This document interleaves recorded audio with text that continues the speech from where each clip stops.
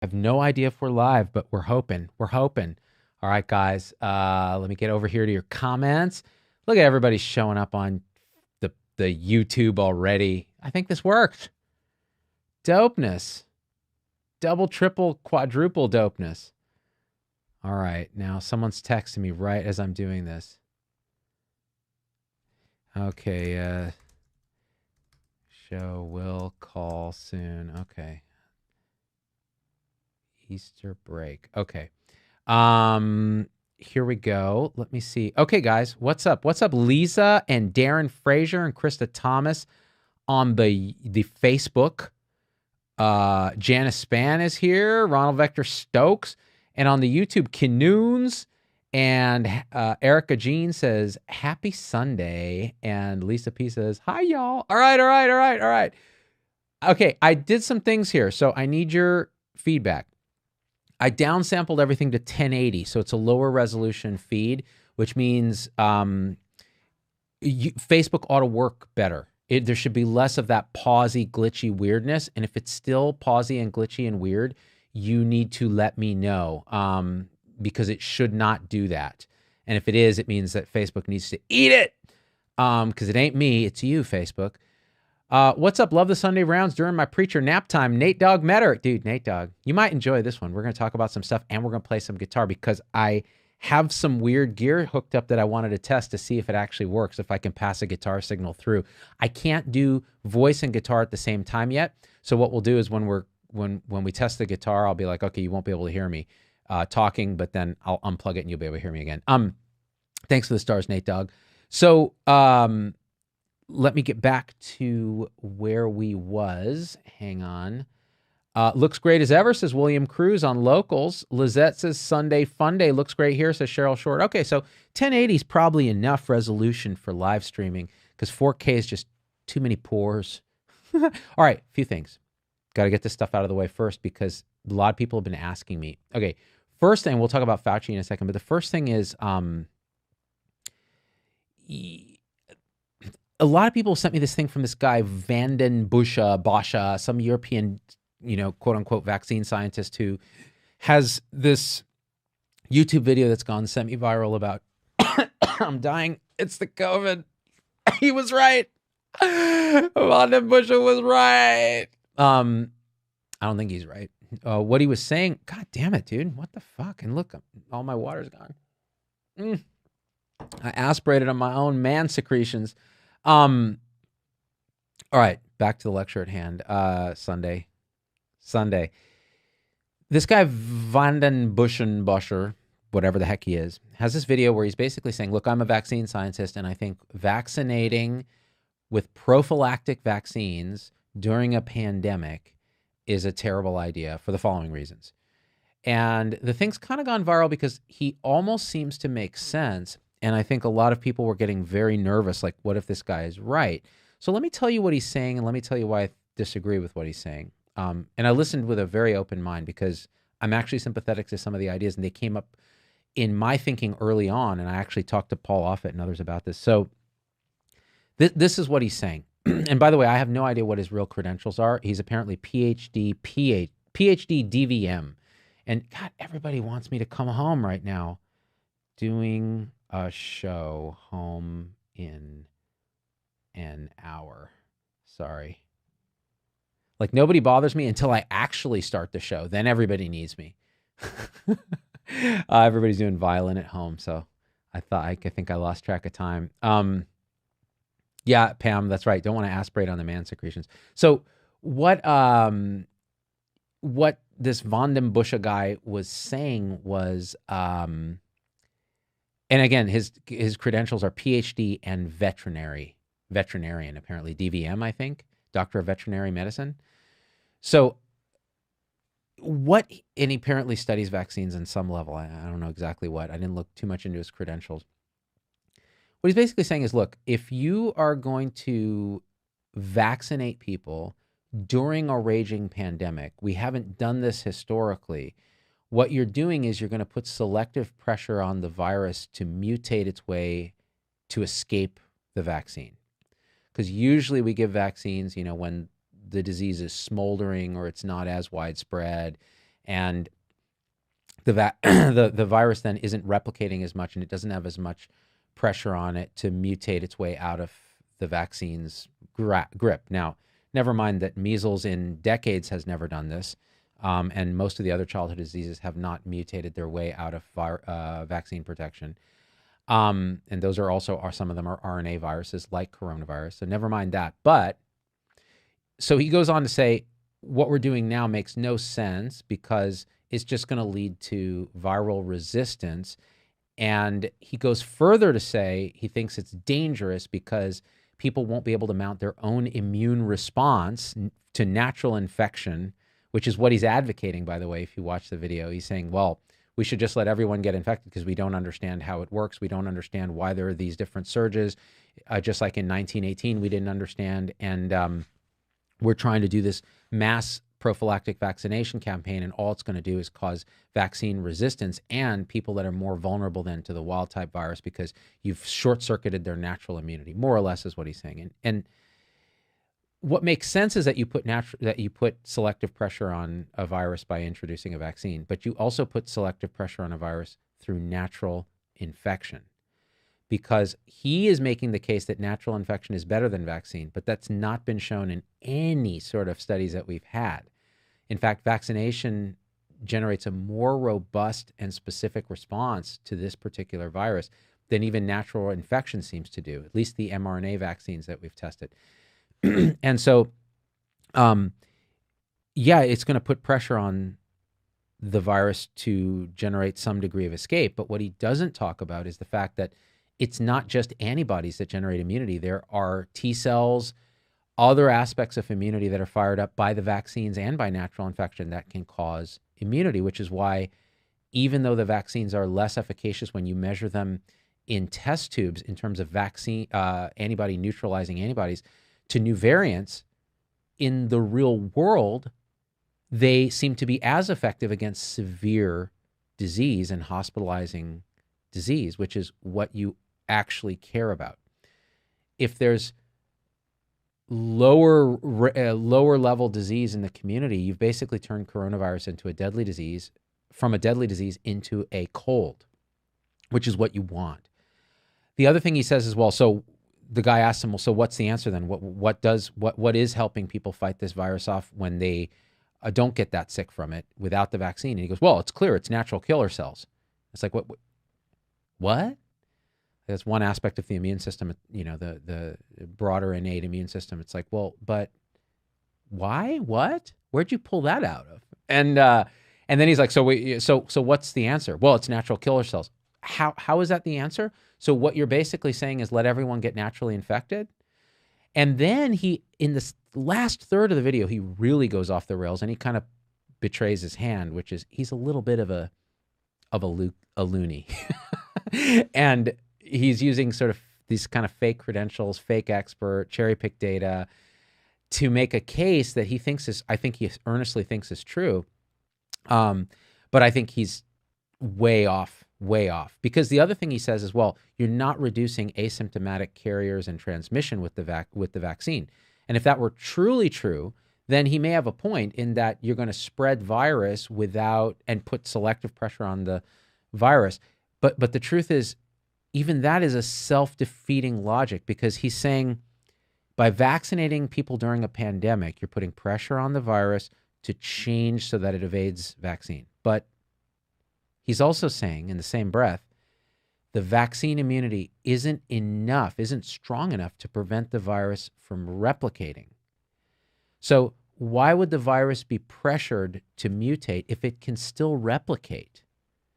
You're not selecting for, in other words, if you can have an asymptomatic infection and still spread it, even though you're vaccinated, there's no selective pressure on the virus to mutate.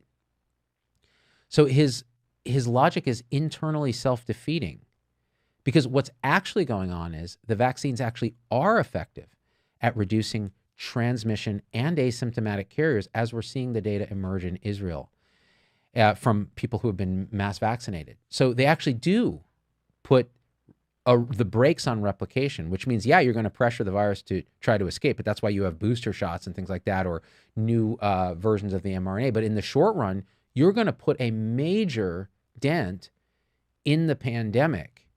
And you're not going to allow that virus, if a lot of people are vaccinated, you're not going to allow that virus to replicate enough to generate significant variants. That's the idea. That's why everyone's putting the screws on right now to get vaccinated if you haven't been naturally infected. And in fact, there are reinfections with natural infection that seem to imply that natural infection, although good, is not as good potentially as vaccine. Now, we could be proven wrong with that, but I don't think so. I think my intuition is, looking at the data so far, that's not the case. So don't let the Von den Busche video frighten you out of vaccination. He makes these very compelling sounding arguments that when you really look at them are not as compelling as you think. So let's read some comments. Ashley Stewart, I may still watch the video. For some reason, I like watching things that make me yell or make me want to hit the screen. So Ashley, actually, I watched it at 2x speed because the guy talks so fucking slow. And I watched the entire thing, and I wasn't expecting to, because I was actually like, okay, all right, it's an interesting argument. Let's see where it goes. Okay, I'm open to this. I'm open to this. I have a few counters here. Oh, wait, what's he doing now? No, now that makes no sense. Now, wait a minute. Now I see. Oh, God. So nothing that I wanted to throw things at, but that I could understand how he could really compel people with his initial arguments. Very persuasive until you dig in deeper. Now, if he's proven to be correct, which, by the way, he's staking his entire career on it, whatever that is. I mean, it seems to me he's a nobody in nowhere land, but I could be wrong, in which case I will be the first to go, hey, Von den Busche was right. I was wrong. How about that? What an exhilarating feeling to be shown you were wrong, because it means you've learned something deep about the nature of the universe and also your own bias if you came at it from a biased perspective. So that's my take on that for people who've been asking me about that. Hopefully that's helpful. And I did put a little thing in local, so someone had posted the video. I put a little explanation, but it was a little bit snarkier than I would have liked it to have been. All right, so that's that piece of it. Second thing I want to talk about today, and I may do a public show on it, but I wasn't feeling it just yet because I've been fucking around with equipment, is Fauci went on Fox News or something and said something to the effect of, Trump needs to tell all his supporters to get vaccinated. I don't understand why Republicans won't get the shot. It just makes sense. Like, all our other childhood diseases have been stamped out by vaccines. So where's the drama here? Like, I don't get it. Well, Fauci, if you want to persuade people that are, let's say they're conservative and they have a tribal identity badge, I'm not going to get this vaccine. That's not the way to convince them.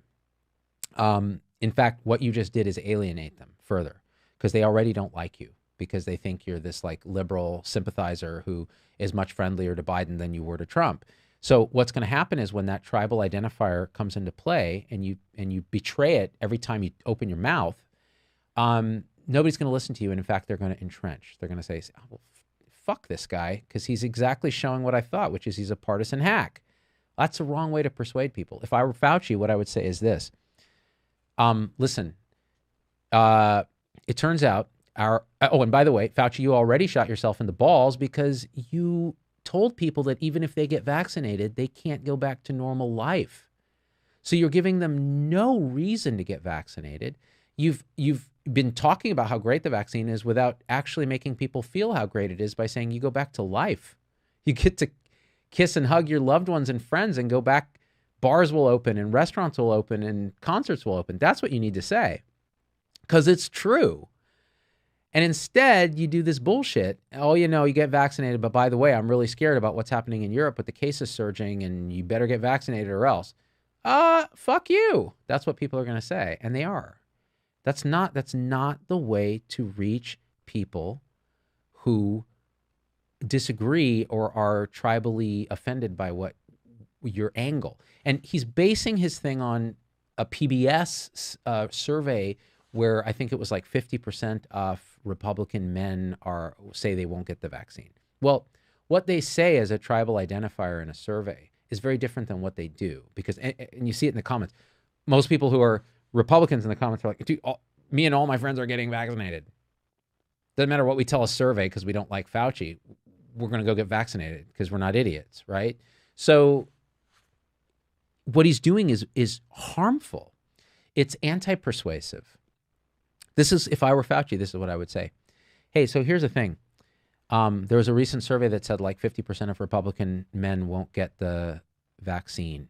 I totally get it because, you know, the lefties have been harping about masks and, you know, follow the science and all this stay home bullshit that really offends your sensibilities and has not been part of your lived experience at all. So how about this? Trump spent a lot of his time and political capital pushing through Operation Warp Speed, and it worked. He made a vaccine that I believe he got himself in secret. At least that was the press that I read. Could be fake news. So if you actually like the principles of free markets, which are what developed ultimately the vaccine in conjunction with public help, and you believe in actual science, and you like Trump, well, get the vaccine because it's the way out of this. Now, the only reason you would resist that is if you think the whole pandemic is fake, in which case that's a tough nut to crack because you've been the victim of a lot of misinformation, or simply you haven't seen it. It hasn't affected you, in which case you're making a rational decision based on the information you have, and you don't trust the press and so on. And, you know, I would be very authentic and open if I were Fauci, and people would trust him more. But, you know, he's a professional government scientist, basically, so he can't do it. So there you have it. So that's what I think about that. You know, Tim Tobin, conservative here, fully vaxxed by Moderna, right? Republican here, I got the vaccine and I was in the Moderna trials, Ray Wood. So what is this bullshit about trying to brand all conservatives with anti-vax? You know, it's again, this is tribalism. It's political tribalism, and Fauci plays right into it. You know, it's no different than, you know, Marjorie, whatever the hell her is in Congress, the crazy QAnon woman who, and she is crazy, by the way, guys. I mean, she's crazy, but it's no different than her saying the whole thing's a hoax and we should just, you know, storm the Bastille. I don't think it's any different than that. It's the equivalent amount of tribal badging. And all middle approach says, hey, let's critically think through this and be open and authentic in our discussions and assume good intent and try to persuade people of what we think is right while respecting the reasons they think it's wrong, so that we can persuade them because we understand their reasoning and their emotions. That's what we ought to be doing. So, you know, that's what I think. Tim Tobin, nothing emotional. mRNA has been studied for 20 years and 10 million vaxxed. Right. Tobin of Tobin Spirit Guide. All right. So that's that piece of it. Now, the other thing I wanted to do while I have y'all, actually, do I have autofocus on this? Yeah, I do. Okay. I want to test this guitar thing and see if it actually works, because we can always tweak it and do some fun stuff. It's really stupid, and you guys know I suck, but I thought it might be fun on a Sunday to screw around with it. So let me know what you think. Let me see if I can make this sound work, and I'll be looking at your comments to see if the audio balance is right and all that. All right, so give me a second here. I just got to plug this in. I won't be able to hear, you won't be able to hear me talk, but you should be able to hear the guitar. So give me a second.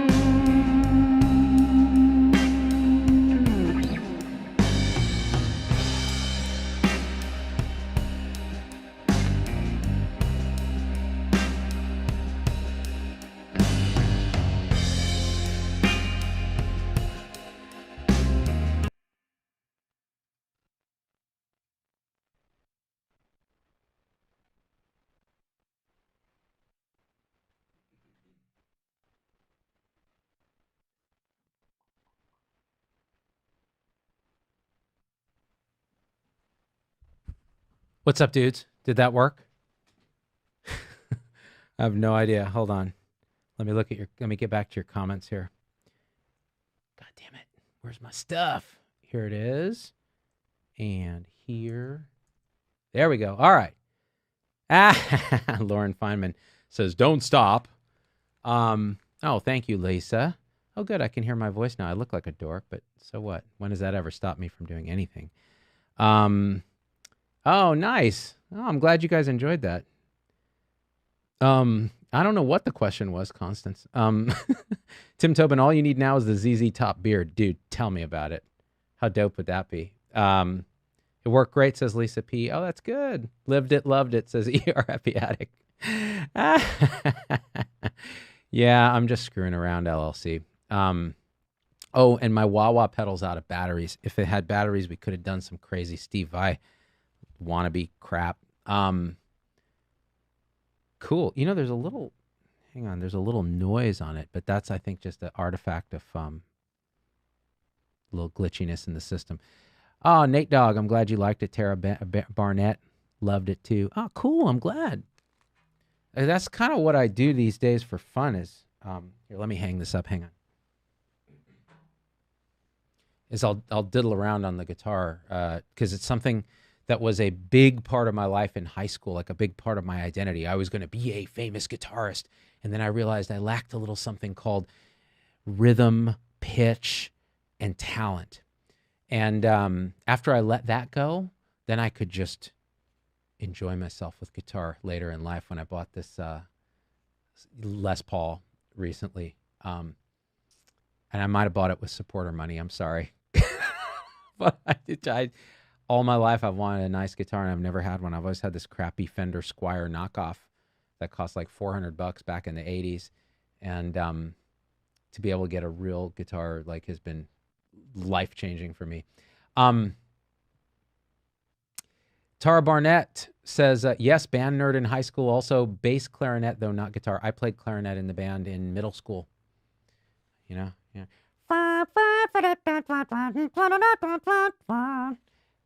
With the holder on it for your music, so when you march, you could see the music. Oh God, never got laid. Darlene Salvo says, oh, that's all bullshit. You have all of it, rhythm, pitch, and talent. None of the above, actually, Darlene, when I compare myself to anybody with actual talent, like my children. I look at my kids and I'm just, oh, Ashley sent me $5 on PayPal via Erica Black. Thank you, Ashley. When I look at my kids and how like they will shame me for my inability to actually understand rhythm and pitch and intuitively like they do. And it's humiliating because they're really quite clever little bastards when it comes to music because they actually practice diligence around it. Whereas I was like, hey man, it's all about innate skill. Too bad I don't have any. Pam McFarland says, don't compare yourself to anyone. I no longer do. Now it's purely like, just so you guys know, I have no aspirations for greatness on guitar. It's more like it brings me deep joy to, like, the backing track is like called Slow Whiskey Blues in C minor or something. And I can just, for hours, I can just sit around and diddle. That sounds like masturbation. Over a track like that and just make myself happy. And I have headphones on so no one can hear it but me. And it brings me joy because it's a authentic expression of something that doesn't exist. Like it's coming from emptiness. It's coming from pure present moment being, right? When you do that, you're not thinking, you're just doing this thing and experiencing the result of it in real time. So it's like this motor sensory, and you've internalized whatever you've learned technically over the years. So it all then just becomes unconscious. So you just get to do stuff that is an authentic creation moment in the present moment. That's what I love about it, honestly, if I'm getting philosophical about it. And that's why it's not there to impress anyone else. It's not there to, whatever. The funny thing is I was doing it the other day in my home office at home, and the oldest Z-Pup showed up, and I had it on my little computer speaker, so I wasn't just on headphones. and I was just diddling around along with this track, and she just sat like was just sitting in the chair watching, because she doesn't do improvisation in violin, right? It's all prepared pieces and it's the whole Suzuki method, very structured, and you have the teacher and everything. And she asked me, she's like, so what are you doing right there? Like, have you written this? Is there music that you're reading? Like, what are you doing? And I'm like, no, it's not music that you're reading. It's just you're staying in the roughly the right key with a bunch of errors thrown in, sometimes intentionally, sometimes accidentally, and then you try to make it meaningful, like make the error meaningful, like some chromatic note that doesn't belong there. Just play around it and see what happens. And sometimes something beautiful comes out of that, and sometimes it's garbage, right? And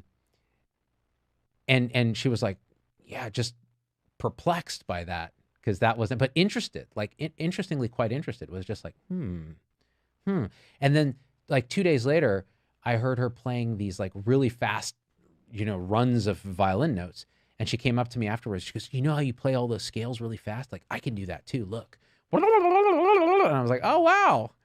She's actually trying to copy Daddy. I wouldn't do it because it'll sound crappy because Daddy sucks, but that's cool. So it's kind of fun to see kids kind of see different angles of music and what it means to different people and so on. Lisa Goodman says, it's so awesome. You're always watching us, little sponges. They're always watching us, little sponges, as my grands would say. Yeah, they are. They really are. They're just sitting there kind of checking it out. Someone sent some more PayPal here. Daniel Sane says, to support all your studio equipment, thanks for the show. Worth waking up for early between night shifts. Vents will have to manage themselves tonight. Daniel. Oh, man. That's awesome. Go, I miss Daniel. Oh, I miss him so much. Daniel, my brother, you are older than me. Cherie says, that's why pediatrics rocks. I bet it does. I just get too emotionally invested in kids I have too much transference. I can't take care of them without losing my shit. Nina and Maya outdoing me. Liliana Cook. Oh, both of them have already outdone me on everything I've ever done. Although for some reason now they seem to think that like YouTube followers or something is a metric they care about. And I'm like, you should never care about that metric. That's the worst metric in the world for happiness.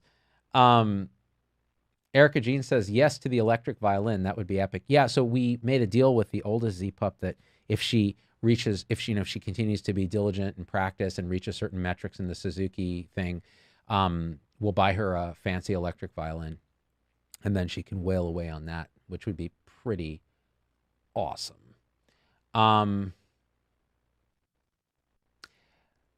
Yeah, so I think that's it. I think I should probably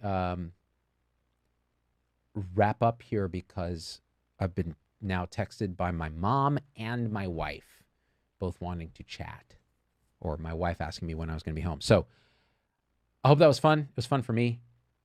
This 1080 resolution, please weigh in, Facebook people, here at the end. Has it been choppy? Like, have you guys had that pausing that we've had, or did that problem resolve? I'll look at the quality later on the playback and see whether it's up to my extremely exacting standards of quality. And if it is, then we'll just go with it. So it seems to be good. And then Rose says it's very choppy. So I don't know. What Lauren says, it's good. Seems it's different for everyone. Risa Dubois says no glitchy at all for everyone, and I'm on a cell connection. No glitch over here. Okay, I think in general it's no glitch. So if it's glitching, then you can always, Rose, pop out of your app, pop back in, or it might be your internet. And the lips match the words, and everything looks good. Okay, great. All right, sweet. Tara Bennett, thanks for the Sunday post. Haven't caught a live in a while. No pausing for me, but I'm on home Wi-Fi. Has nothing to do with your Wi-Fi, actually. So recently, Facebook has been unable to keep up with the high quality stream that I send because it's too much information. So for many people, it's been a problem. Hopefully this is better. All right, guys, I had a great time. Glad you did too. ER Epi Addict. And let me see if I can end this stream. We are out. Peace.